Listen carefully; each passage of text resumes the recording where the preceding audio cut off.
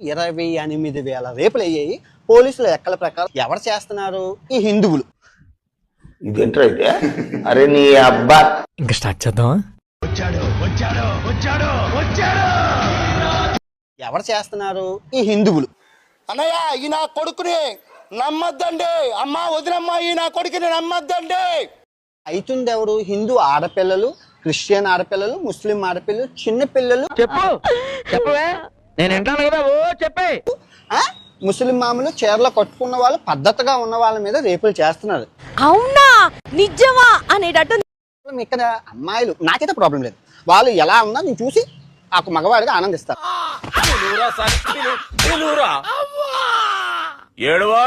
ఇప్పుడు వాళ్ళు చీర కొట్టుకోవాలి అనేటప్పుడు సమాజంలో ఏ లంజా కొడుకురా లుంగి పంచుతో నడుస్తున్నాడు లేదు. నీ కంఫర్ట్ నీకు ఎలా ఉండాలో వాళ్ళ కంఫర్ట్ వాళ్ళకు ఉండాలి. చూస్తున్నారా వాడి చేష్టలు, వాడి బిల్డప్. ఎలా ఉండాలో చెప్పడానికి నువ్వు ఎవనివి? ఆతగానివి. ఫస్ట్ క్వశ్చన్, నువ్వు ఆయన ఆతగాడు, నువ్వే ఉంటా బొగ్గాడివి పుట్టినా కొడక.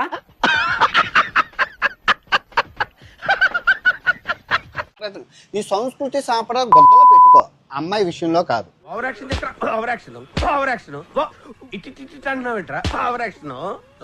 గరికిపాటి గారికి క్షమాపణ చెప్పమని చాలా మంది అడుగుతున్నారు. చెప్పు. ధర్మం న్యాయం నా వైపు ఉన్నంత వరకు ఆయన నేను వదలను. 2026లో తిడతాను, 2027లో తిడతాను, 2028, 2030 ఆయన చచ్చినంత వరకు తిరుగుతూనే ఉంటాను. బలుపా అహంకారమా? ఏం కళ్ళు నెత్తికొచ్చినాయా? ఆడవాళ్ళకి స్వేచ్ఛ ఉండాలి. ఈయన ఎవరో చెప్పడానికి, ఈయన క్షమాపణ చెప్పినంత వరకు నేను వదలను. అయితే వెళ్ళి అదే మట్టుకుడు. ఈ శివాజీ ఎంత దొంగల కొడుకు అంటే, నా అంబిషన్ 10th క్లాస్ ఫెయిల్ అయిపోయిన లంజా కొడుకు. వీడు అప్పుడప్పుడు టీవీలో కనిపించేసరికి హీరో అనుకుంటున్నాడు. ఆడు చెప్పడం మీరు వినడం, ఇదంతా సినిమా ప్రమోషన్ కోసం చేస్తున్న రాజకీయం. మొన్న సినిమాల్లోకి వచ్చి మంగపతి మొడలోపతి అని చెప్పి యాక్టింగ్లు దింగుతున్నారు. ఉండాలి అదా ఉండాలి అలా బట్ట. ఈ లంజా కొడుకు ఎవరండి ఆడపిల్లల గురించి చెప్పడానికి?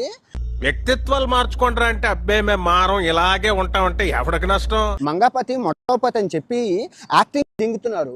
ఓ నీ అబ్బా ఆపరదే. ఇంకో 100 సంవత్సరాలన్నా ఏ లంజా కొడుకైనా వచ్చి ఆడది ఎలా ఉండాలి అలా ఉండాలంటే ఈ ఆటగాడు వచ్చి గొద్ద దేంగి వదులుతాడు.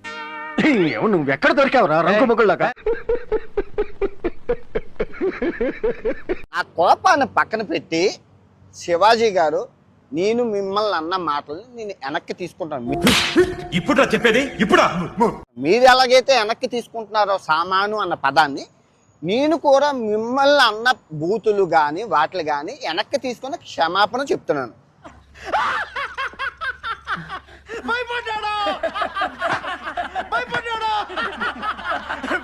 టీషర్ట్ వేసేటప్పుడు అన్ని కనపడేలాగా దాని మీద నినాదం. ఇంకా అవతల వాడు ఎలా అవుతున్నాడు? 18 ఏళ్ల వాడు, 55 ఏళ్ల వాడు, మేమే ఆగలేము. ఏమిటండి మీరు మాట్లాడేది? పంతులు గారు, మేము ఒట్టకాయలు కట్ చేసేస్తే అవుతారు మీరు. చీరలోను మీ అందం నిండుగా కప్పుకునే బట్టల్లోనే ఉంటుంది తప్పితే సామాను కనపడే దాంట్లో ఏం ఉండదు. నువ్వేమో నువ్వు రాతగాని చెప్పడానికి. ఎర్రిపుక్కులు మీరిద్దరు.